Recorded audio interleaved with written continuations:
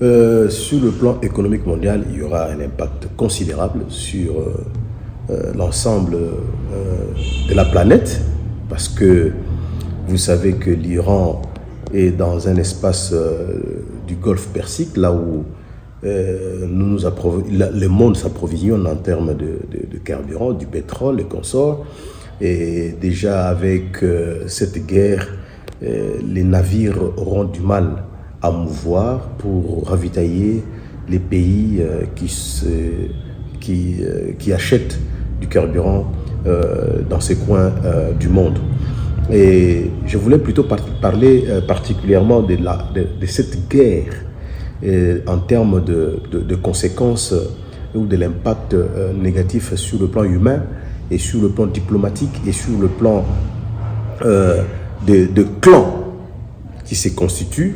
Vous avez la réaction des Britanniques qui disent en fin de compte qu'ils vont venir à la guerre, mais pour des raisons défensives, parce que les positions des États-Unis dans les pays, dans l'espace du Golfe qui ont été attaqués, ça viole le droit international bien sûr, mais aussi dans ces pays qui sont attaqués, il y a des alliés des Britanniques, il y a des alliés des Allemands, il y a des alliés des Français, il y a des bases militaires françaises, il y a des bases militaires allemandes. Donc, ce qui fait que l'Iran s'est donné une balle dans le pied, parce que sachant qu'il a du mal à atteindre Israël, il a voulu énerver un peu la région pour que les Émirats arabes unis, l'Arabie saoudite, les Koweït, même le Chypre a été touché, la Turquie. Il voulait en fait énerver ses voisins contre les États-Unis, parce qu'il s'est dit qu'il est victime d'une guerre qui lui a été imposée par l'Israël et les États-Unis. Mais c'est mal parti, parce que les Américains, à ce que je sache, ils ont bien préparé le coup, ils ont bien préparé leur attaque, parce qu'ils disent que l'Iran ne peut pas disposer d'une arme nucléaire. Et ça, les États-Unis ne négocient pas, et parce que aussi l'Israël ne négocie pas, parce qu'ils savent que l'État islamique, une fois possédé l'arme nucléaire, pourrait servir à tout moment pour créer l'insécurité contre les intérêts américains et ses alliés, et surtout son allié de poids qu'est Israël.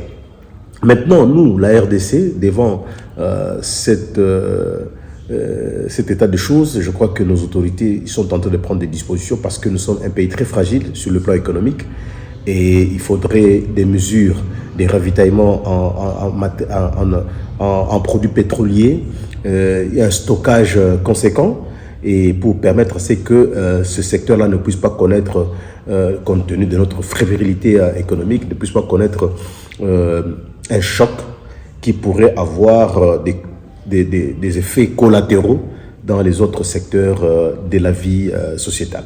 Le message, nous, en tant que porteurs de lumière, nous avons toujours prôné les dialogues, les négociations pour parler et règlement pacifique des conflits. Et je crois que ça a commencé, mais il y avait des réticences de part et d'autre. Les Iraniens ne voulaient pas renoncer à la consolidation de leur uranium. Et les Américains tenaient absolument à ce qu'ils renoncent. Et bon, là, nous sommes dans une phase, on ne peut pas dire, nous ne sommes pas encore arrivés au point de non-retour. Je crois que le président Donald Trump est en train de suivre la situation, et son discours est évolutif, parce que je l'ai suivi. Et il y a très peu, à 6 jours, nous avons déjà du côté iranien plus de 1080 morts, ceux qui sont déjà identifiés. Et au côté américain, il y en a plus de 4 militaires. Et la plus grande difficulté, c'est l'exode rural, que cela crée. Il y a des gens, je viens de suivre tout à l'heure là, que les quartiers généraux de Hezbollah viennent d'être sommés, et on demande à la population de quitter, d'évacuer. Mais rappelez-vous que c'est 1 million d'habitants qui doivent quitter tout un coin du sud de Liban pour laisser l'espace aux frappes. Bon, Donc ça, c'est un calvaire pour le père de famille.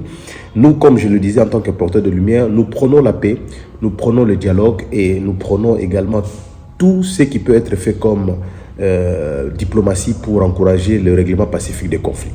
Et donc, nous exhortons à ce que la communauté internationale ne puisse pas regarder à distance ces cases qui sont en train de brûler, qu'il approche les États-Unis et l'Iran pour qu'on trouve une issue diplomatique et que les négociations reprennent entre les deux États et qu'un modus vivendi soit trouvé pour une paix durable. Voilà, revenons ici en démocratique du Congo, en critère de proximité, nation sécuritaire à l'Est. Dans une émission, vous avez annoncé un message une fois aux Congolais de mauvaise qualité qui se sont alliés aux ennemis. Aujourd'hui, il y a une perte du côté du camp de l'ennemi. On parle de la mort de Willy Ngoma. Est-ce qu'Aritoka avait prophétisé à ceux qui ont touché aux armes, s'ils continuent, ils vont partir comme ça? Bon, nous ne sommes pas des prophètes des malheurs, mais nous sommes de ceux qui disons clairement que toute personne récolte ce qu'il sème. On ne peut pas, la parole de Dieu n'a jamais menti. On ne se moque pas de Dieu. Ce qu'un homme aura sémé, il le moissonnera certainement. Et c'est ce que j'enseigne chaque matin à travers le café spirituel.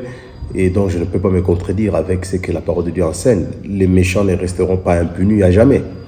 Et la punition peut venir de n'importe où, parce qu'il y a des familles qui sont appauvries, il y a des familles qui sont déprimées, il y a des familles qui sont déchirées, il y a des femmes qui sont violées, il y a des enfants qui sont violentés, il y a des enfants qu'on recrute par force pour intégrer les forces armées négatives pour détruire la République.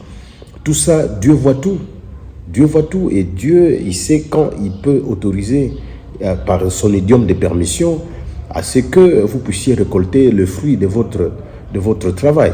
Mais il faut dire ici que ceux qui tombent au front avec l'étiquette de la République pour défendre la République, ce sont des héros.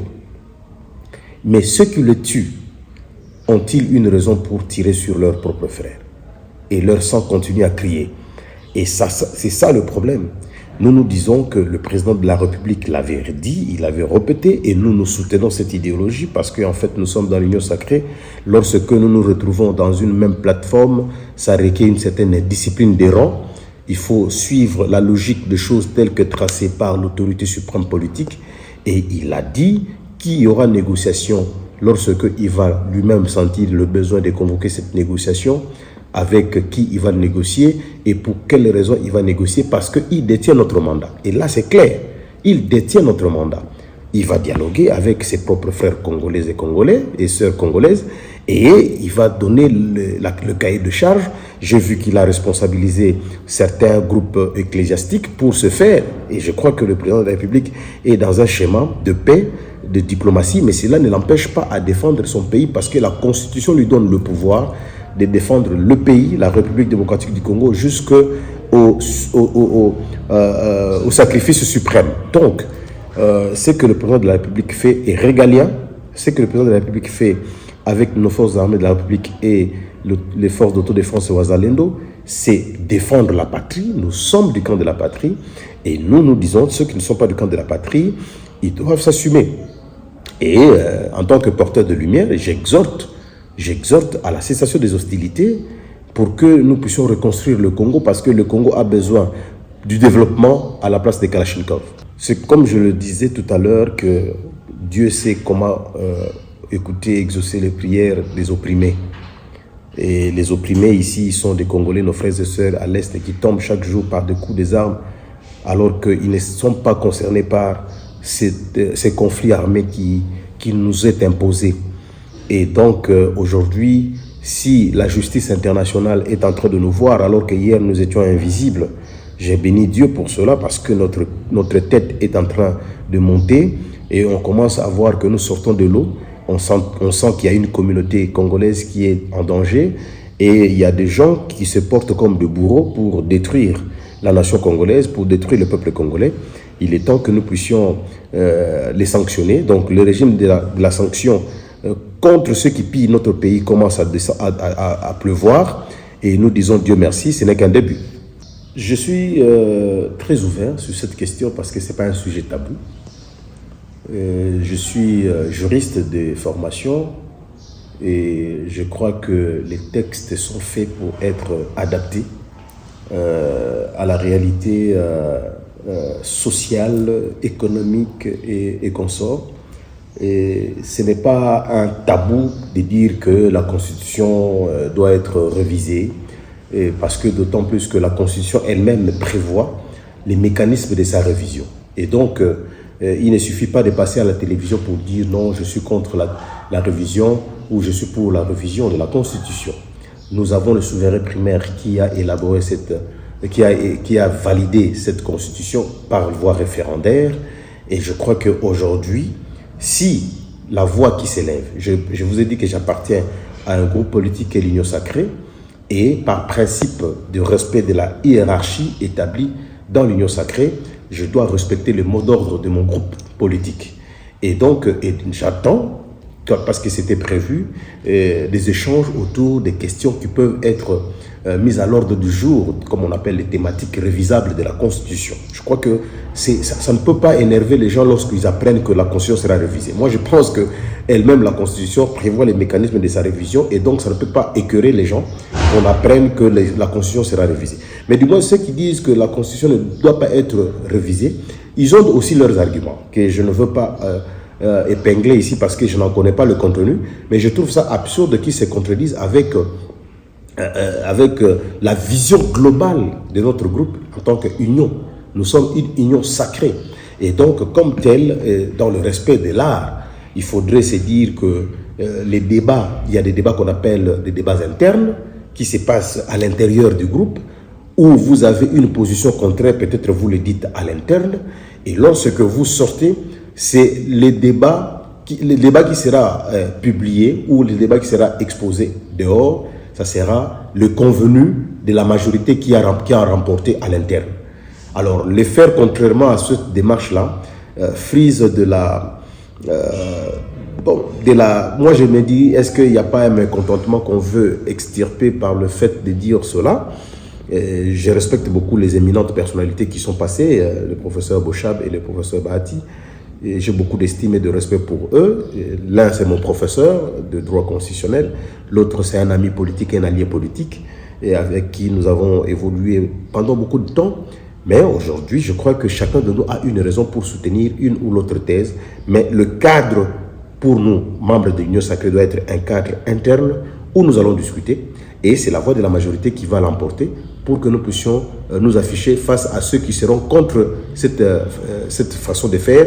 Eh bien, ça restera au peuple de juger par voie référendaire s'il le chait. Mais parce que pour moi, la Constitution, elle ne dit pas que je suis irrévisable. La Constitution elle-même dit, si vous sentez que j'ai des petites faiblesses par rapport à l'évolution de la société ou à la réalité du pays, revenez à moi pour me renforcer. Et donc, revoir la Constitution, revoir quelques dispositions de la Constitution, c'est aussi donner à cette Constitution une force vitale pour lui permettre de résoudre beaucoup de problèmes.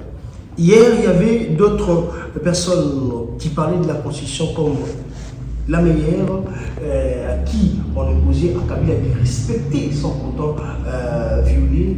Aujourd'hui, il y a pas mal. En réalité, ce sont les mêmes personnes qui se sont contredits en disant qu'on peut faire quelque chose dans le sens de changer des guerres et des guerres, des réactions en réaction, du côté du camp de l'Union Sacrée. Est-ce qu'il y a donc après se dire qu'il y a de l'hypocrisie entre membres de l'Union Sacrée? Parce que le professeur Moïse Sebastian a dit il y a des gens qui ne veulent pas dire au chef la vérité et ils sont là pour flatter. De l'autre côté, il y a aussi des gens qui disent qu'on doit soutenir l'initiative du chef si un certain point il faut changer. En termes de l'honnêteté intellectuelle, au sein de votre clan ou famille politique, est-ce qu'il y a une capacité de dire qu'il y a l'hypocrisie là-dedans? Bon, écoutez, le professeur reste le seul maître des mots qu'il a utilisés et contre qui il utilise. Je ne peux pas, ici, devant votre caméra, faire des affirmations diffamatoires et d'ailleurs pour lesquelles je ne maîtrise pas les tenants et les aboutissants. Mais il faut dire que lorsque les intellectuels réfléchissent, ils ne sont pas dans le statu quo. Un intellectuel évolue dans sa réflexion. Parce que ce qui a caractérisé ou les éléments qui ont émaillé l'initiative de la révision de la Constitution hier, est-ce qu'ils sont les mêmes aujourd'hui? Les motivations sont-elles les mêmes? Moi, je l'avais dit, depuis avant même l'alternance ne puisse arriver, je suis allé à l'université pour animer une conférence pour dire que la Constitution actuelle que nous avons, c'est une Constitution de belligérance. C'est une Constitution qui a été faite pour satisfaire les belligérants. Et la population était obligée, parce qu'on n'avait pas de choix, on en avait marre avec des guerres, on ne devait que voter cette Constitution par voie référendaire pour qu'on donne la chance au Congo d'avoir des institutions démocratiquement établies.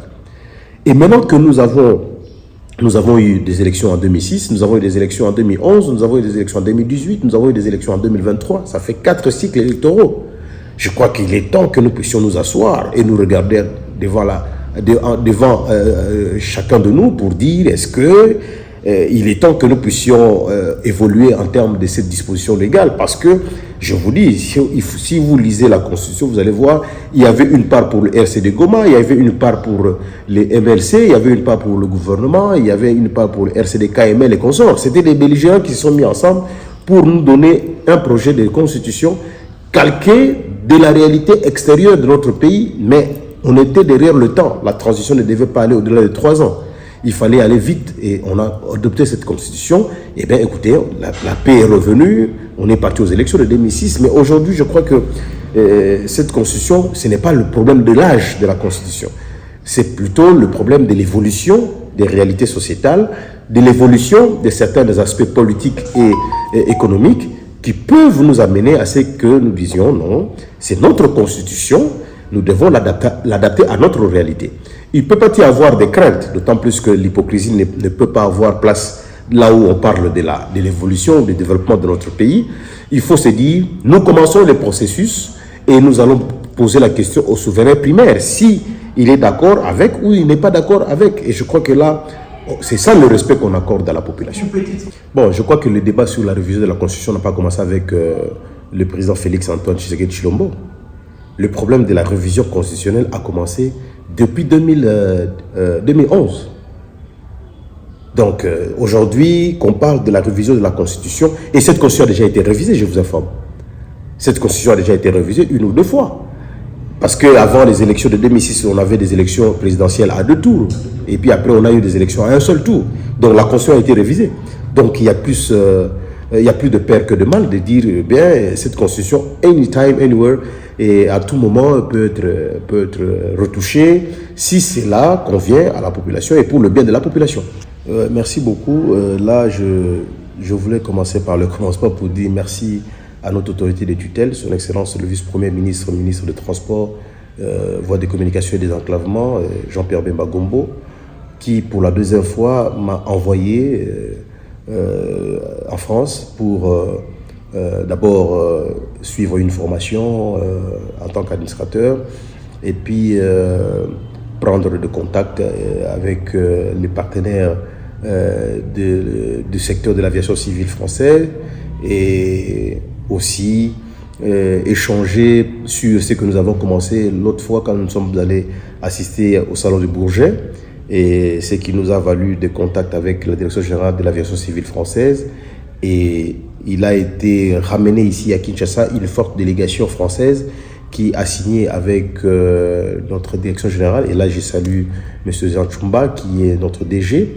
Il y a eu une signature d'un accord de coopération qui était déjà initié depuis 2019, que nous avons exhumé, parce qu'il a été inhibé par le fait de Covid-19. Et nous avons estimé qu'il était temps que nous puissions réchauffer un peu cette coopération. Nous l'avons fait, Dieu a voulu que ça nous réussisse, et nous avons connu un succès. Et nous avons eu le soutien de tous les membres du conseil d'administration et de notre direction générale pour ce faire. Et un protocole de coopération a été signé entre l'AAC RDC et la DGAC française. Et donc j'en ai profité également pour ce séjour où je suis allé en formation à Sur-l'Aide à Toulouse pour rencontrer nos partenaires de la DGAC, parce que cette coopération a mis en place un comité de pilotage dans lequel je suis membre et qui est présidé pour le premier semestre par la RDC, donc le directeur général Jean Tchoumba, et pour le second semestre, ça sera les amis de la DGAC. Et donc, nous travaillons pour répondre à la vision du président de la République. En tant que mandataire, j'ai une grande responsabilité pour contrôler, orienter et décider sur la politique du secteur de l'aviation civile. Et pour ce faire, il faut avoir des informations, il faut avoir des renseignements nécessaires, il faut chercher le partenariat, il faut renouer avec les partenaires qui sont prêts à nous accompagner. Et là, je viens de ramener un grand contrat de formation des cadres de l'AAC, des inspecteurs, des directeurs, des agents, et des formations présentielles et en ligne, et des formations des formateurs et les leaderships de la RDC dans le secteur de l'aviation civile en Afrique centrale. Et donc, je peux donc vous rassurer que cette documentation qui m'a été remise par nos partenaires, c'est ce qui va nous permettre, n'est-ce pas, à ce que nous puissions nous lancer dans la modernisation, n'est-ce pas, de notre secteur aérien. Parce que, comme je l'ai toujours dit, la RDC dispose d'un grand potentiel de son espace aérien, et une fois qu'il est bien géré, il pourra donner de bons résultats. Et nous sommes en train de nous battre parce que le chef de l'État nous a donné une assignation. C'est de sortir la RDC, et donc les aéronefs congolais, immatriculés congolais, de la liste noire de l'Union européenne pour leur permettre de voyager jusque dans d'autres pays et sur l'échiquier international. Nous attendons l'enquête et l'audit de l'OACI. Déjà l'année passée, la direction générale nous a fait un très bon rapport à la mesure où notre établissement a gagné de points.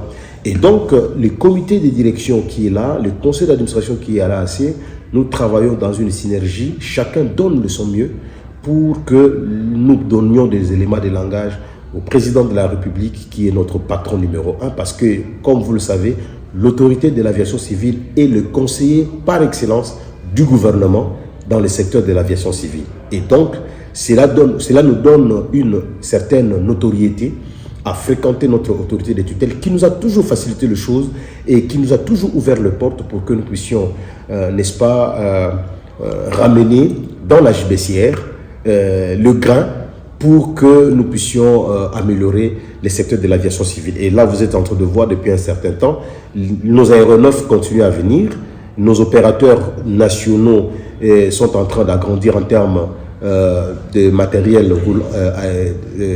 volant.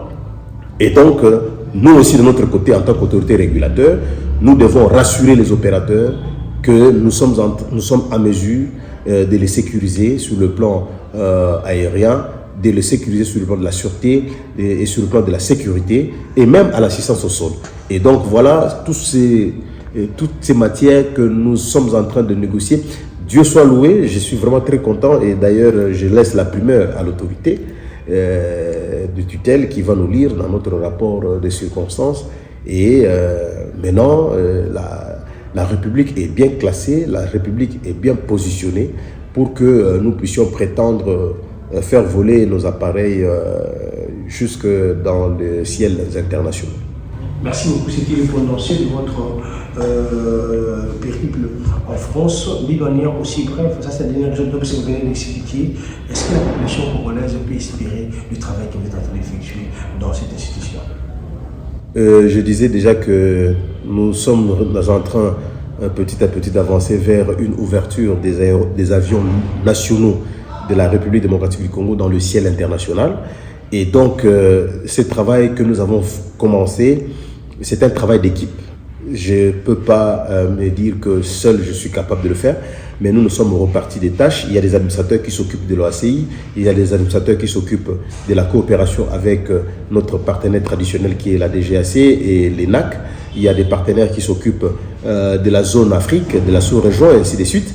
Donc, nous ne faisons pas un travail solitaire. Nous ne sommes pas dans la solitude.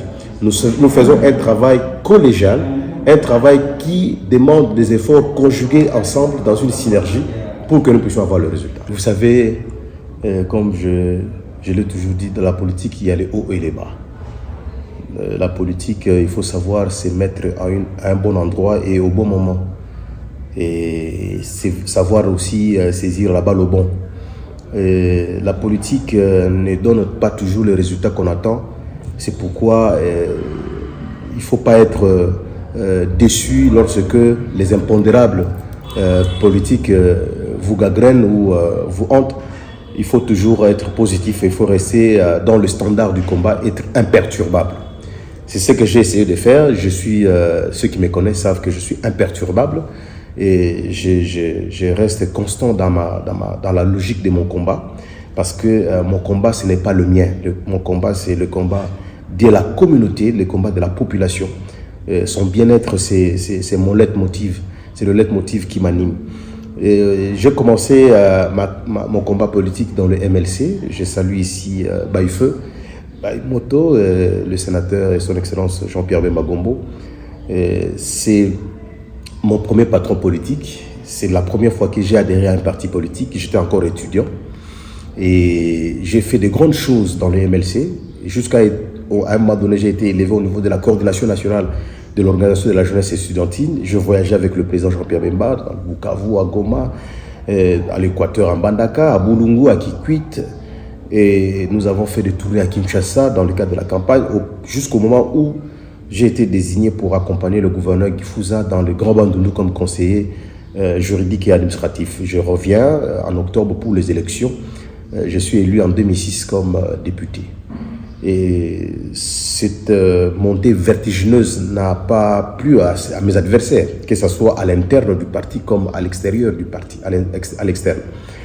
Et donc, contre vents et marées, nous avons été faussement accusés. Il y a eu des choses qui ont été racontées sur moi, au point que la haute hiérarchie du parti a décidé mon éviction. J'ai été radié.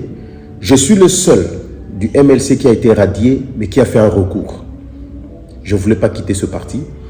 C'était un parti pour moi où il y avait la liberté d'expression, où les gens pouvaient mériter leur combat. Et on avait des Désiré Mbondi, il y avait des Daniel Beauté typé à son âme, il y avait des mamans Christine Poulouké, il y a beaucoup de gens. Il y avait les amis, les camarades qui étaient là. Mais moi, j'avais une grande coordination de la jeunesse estudiantine, ce qui faisait que j'avais du poids, parce que mon mot d'ordre était respecté. Alors, à ce moment-là, bon, les gens ont parlé.